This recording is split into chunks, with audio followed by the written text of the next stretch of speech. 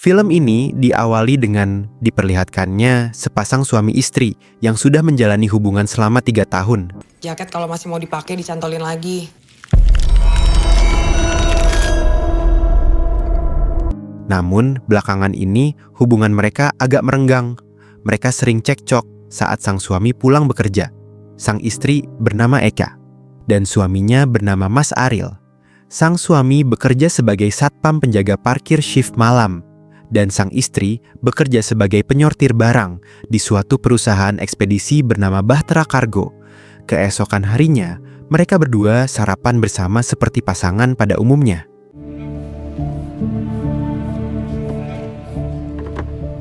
Echa sedang berdandan dan bersiap-siap untuk bekerja, sedangkan Mas Aril tidur karena ia bekerja saat shift malam. Di tempat kerja, Echa dikejutkan dengan teman dekatnya bernama Linda. Ngapo? Kelahi lagi sama laki kau? Mas Aril yang sudah bangun segera bersiap-siap untuk bekerja sebagai satpam parkir shift malam. Kemudian scene berpindah pada Echa dan Linda yang sedang makan siang. Echa curhat pada teman dekatnya pasal hubungan pernikahannya dengan Mas Aril. Linda memberinya nasihat kepada Echa agar tetap menjaga hubungannya dengan Mas Aril, yaitu dengan cara melakukan hubungan badan sebagai pasangan suami istri. Di sisi Mas Aril, ia mempunyai senior bernama Restu. Mas Aril juga curhat dengan Restu soal hubungan pernikahannya dengan Echa di rumah. Setelah mendengarkan nasihat sahabatnya, Echa lalu berdandan untuk menyambut kepulangan suami setelah lelah bekerja semalaman. Melihat kepulangan sang suami, Echa segera menyambutnya dengan cara melepas seragam satpam yang dikenakan Mas Aril. Karena suasana yang begitu hangat, mereka sangat bergairah dan melakukan hubungan sensual. Saat mereka lagi enak-enak, ada sosok hitam yang datang dan tampak tidak senang dengan hubungan mereka. Lalu kita dibawa di dalam mimpi Echa. Ia bermimpi sedang berada di suatu kastil yang megah.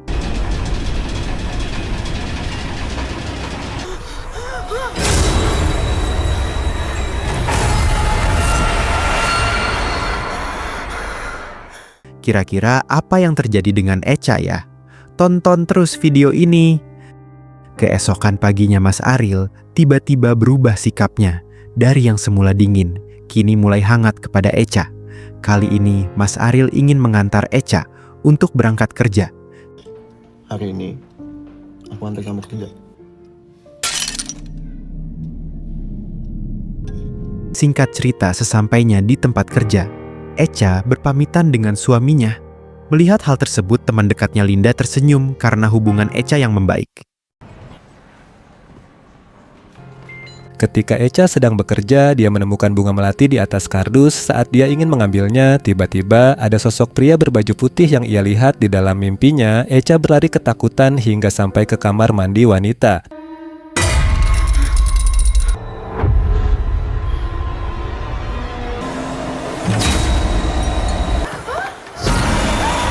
Dengan nafas yang engap, entah mengapa dia merasa mual. Ngapo kau, Cah?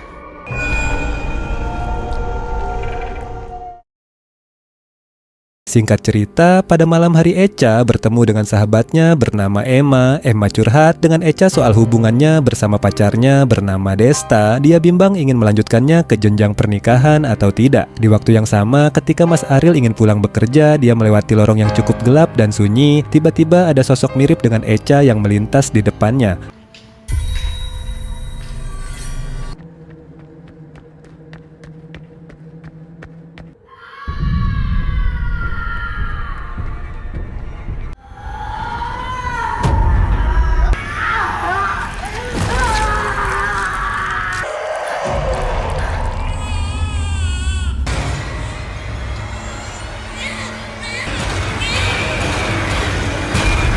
Sesampainya di rumah, Mas Aril masih kepikiran dengan apa yang ia lihat di tempat kerjanya. Enggak apa-apa. Cuman tadi ada yang aneh aja di tempat kerja. Besok juga udah aku panggilin siapa itu? Bos Sari. buat pijat biar kamu enakan. Keesokan harinya, Echa sedang dipijat karena merasa tidak enak badan, tapi ketika Echa membalikan badannya tukang pijat tersebut, merasakan ada janin berumur 3 bulan yang berada di dalam perut Echa. Mendengar hal tersebut, Mas Ariel tampak syok karena dia ingat baru berhubungan badan beberapa hari ini, mana mungkin sudah ada janin berumur 3 bulan. Singkat cerita, Mas Ariel mengantar Echa bekerja. Pada waktu yang sama, Echa mengabari Emma jika ia sebentar lagi akan memiliki momongan. Echa juga memberitahu Linda bahwa sekarang ia mengandung 3 bulan. Linda terkejut dan bertanya-tanya tentang apa yang dikatakan Echa barusan. Pasalnya yang ia ketahui, Echa baru saja melakukan hubungan badan dengan suaminya beberapa hari ini. Linda juga memberitahu cacing yang ia muntahkan kemarin. Linda memperingati Echa untuk berhati-hati karena ini adalah pertanda buruk. Namun Echa menghiraukan peringatan Linda dan langsung pergi begitu saja. Scene berpindah pada Mas Ariel, dia yang curhat pada Restu tentang keanehan yang dialaminya. Mas Ariel mencurigai Echa berselingkuh dengan pria lain karena kehamilannya yang dirasa janggal. Merasa kasihan kepada temannya, Restu memutuskan untuk mengganti jadwal kerja Mas Ariel menjadi jadwal pagi karena dia ingin Mas Ariel menghabiskan lebih banyak waktu untuk Echa. Mulai besok, shift kamu aku tukar ke siang. Singkat cerita, ketika Mas Ariel ingin pulang, dia kembali mendapat teror dari sosok hitam yang ada di mimpi Echa.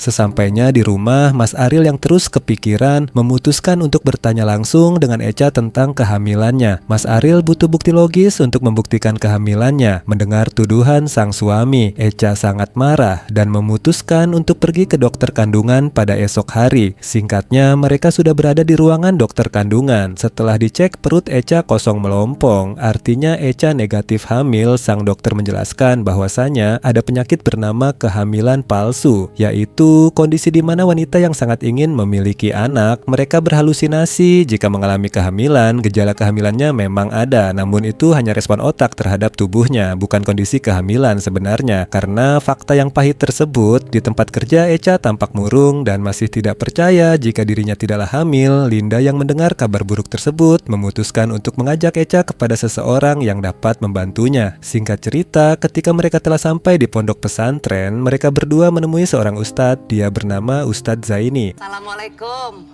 Waalaikumsalam warahmatullahi.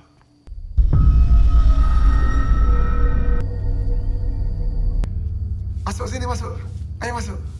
Ustadz Zaini mengatakan jika Echa harus sering mengucapkan basmalah ketika ingin melakukan segala sesuatu. Linda membenarkan perkataan Ustadz Zaini dan menyuruh Echa untuk membaca basmalah ketika ingin tidur agar tidak bermimpi aneh. Ustadz Zaini yang penasaran dengan mimpi Echa, dia bertanya sejak kapan Echa bermimpi aneh. Echa tidak tahu persisnya kapan. Ustadz Zaini menuturkan jika seseorang mimpi aneh, maka itu adalah tanda jika dia disukai oleh bangsa jin. Echa masih ngotot dan berkata jika mimpi itu tidak ada hubungannya dengan kehamilannya. Ustadz Zaini menyadari ada yang aneh dengan perilaku Echa. Pada malam harinya, ketika Mas Ariel sedang asik nongkrong, tiba-tiba dia dihampiri oleh Restu. Mas Ariel menceritakan segala sesuatu yang dialami olehnya dan istrinya. Restu meminta Mas Ariel untuk selalu menemani Echa dan menyuruhnya untuk segera pulang. Scene berpindah ke Linda. Setelah dia mengantarkan Echa ke rumahnya, Linda sedang OTW untuk pulang. Di tengah perjalanan, dia menemukan kucing hitam yang menghalangi jalan. Karena Linda pecinta kucing, dia lantas menggedong kucing hitam itu ke pinggir jalan. Ketika berbalik, kucing itu masih mengeong keras. Linda yang tidak tega memutuskan untuk memeriksa keadaan kucing tersebut. Ketika dia kembali, kucing hitam yang dia lihat barusan sudah menghilang, namun suaranya masih ada di sekitar itu. Linda kemudian mencari di mana asal suaranya, tapi yang tidak Linda ketahui ada sosok hitam yang sedang mengintai Linda. Dan ketika Linda berhasil menemukan asal suaranya, inilah yang terjadi.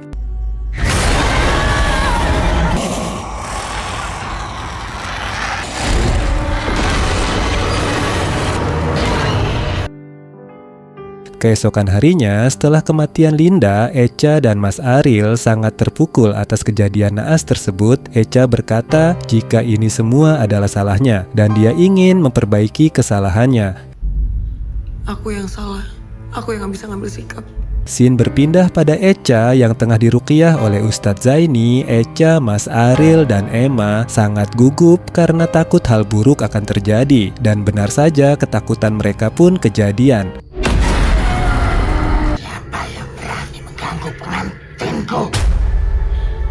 قل هو الله أحد الله الصمد لم الله أكبر.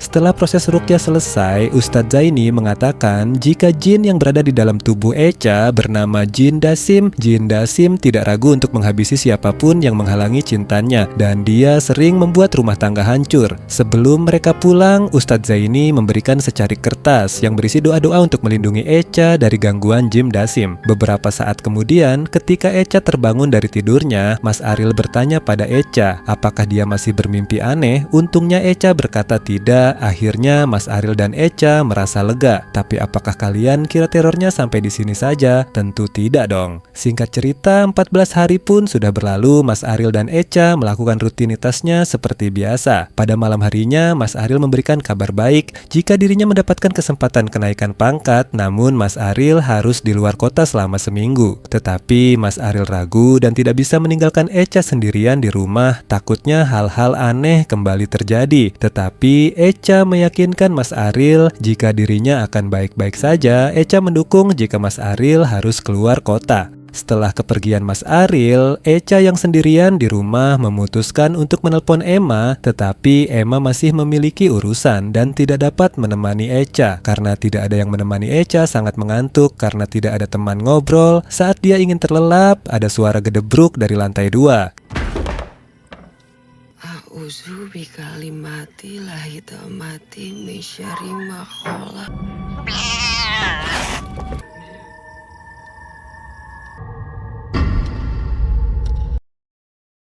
Keesokan harinya, Echa sangat sumringah karena semalam dia tidak bermimpi aneh. Beberapa saat kemudian, saat Echa sedang bekerja, dia ingin mengambil barang di gudang. Tetapi ketika Echa ingin mengambil barang itu, hal yang aneh pun terjadi.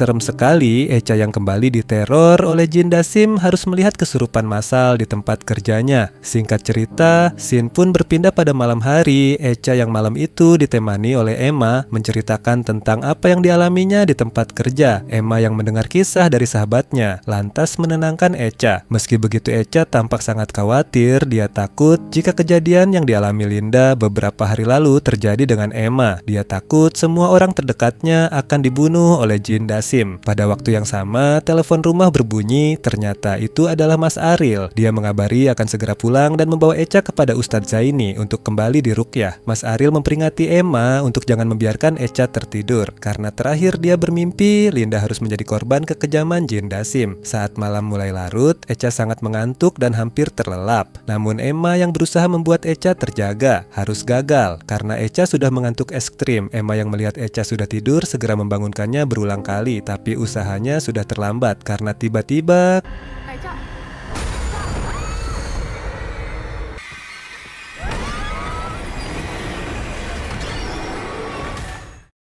kembali kepada Echa. Sebangunnya Echa dari tidurnya, dia yang menyadari telah ketiduran lantas terkejut karena tiba-tiba perutnya sudah membesar. Echa yang sudah mulai gila, dia memukul perutnya secara membabi buta. Setelah mengalami pendarahan, dia yang memiliki ide gila pun lantas mengambil hanger di lemarinya. Setelah mengambil hanger, Echa turun ke lantai bawah dan OTW ke kamar mandi. Tapi sesampainya di kamar mandi, Echa ingin menggugurkan kandungannya, namun dengan cara yang sangatlah ekstrim.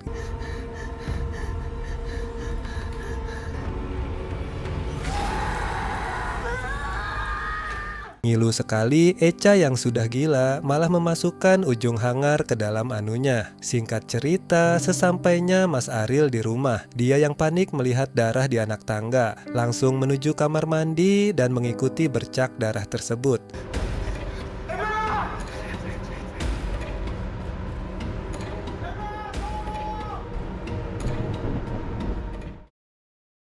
Singkat cerita, setelah Mas Aril dan Emma membawa Echa ke kediaman Ustadz Zaini, langsung dilakukan pensucian dengan cara meruqyah Echa. Kemudian Ustadz Zaini bersiwak terlebih dahulu sebelum melakukan ruqyah pada Echa. Echa yang tengah pingsan, ternyata dia berada di dalam mimpi. Di mimpi itu, dia kembali memimpikan kastil yang ia lihat di mimpinya beberapa hari yang lalu. Di luar mimpi, tampak Ustadz Zaini beserta santrinya sedang membacakan ayat-ayat untuk mengusir iblis Dasim. Di dalam mimpinya, Echa dapat mendengar suara dari luar dengan sangat jelas. Di tengah kebingungan, Echa yang berusaha keluar dari kastil yang mengerikan itu malah harus bertemu dengan Jin Dasim. Echa yang tertangkap oleh Jin Dasim di dalam mimpinya, lantas mengalami kesurupan ekstrim, di mana kasur yang digunakan untuk mengikat Echa sampai terbang hingga hampir menyentuh plafon. من شر ما خلق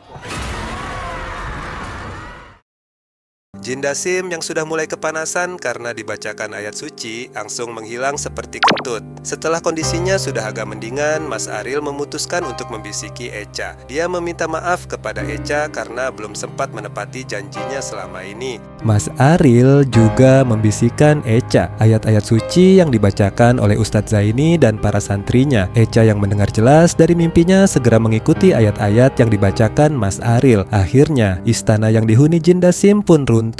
Kemudian Echa yang berhasil terlepas dari cengkraman Jin Dasim segera keluar meninggalkan kastil yang runtuh bersama Jin Dasim. Setelah beberapa saat, akhirnya Echa berhasil siuman meski mendapat luka cakaran di lengan kirinya. Dan pada akhirnya anak dari Jin Dasim yang berada di kandungan Echa pun lenyap.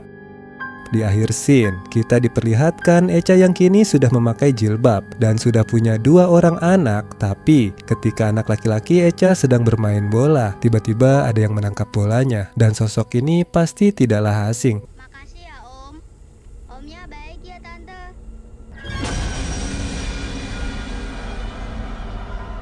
Waduh, akankah ada serial kedua? Kita tunggu aja lah. Oke deh guys, mungkin cukup di sini saja alur cerita film kita pada video kali ini. Oh iya, berhubung ini adalah video pertama saya, jadi saya minta untuk kritik dan sarannya sama teman-teman di kolom komentar, pasti saya akan baca kok. Jangan lupa juga untuk subscribe agar channel ini semakin berkembang. Dan jika kalian suka dengan video ini, klik juga tombol like-nya guys. Sampai jumpa di video berikutnya. Dan bye-bye guys.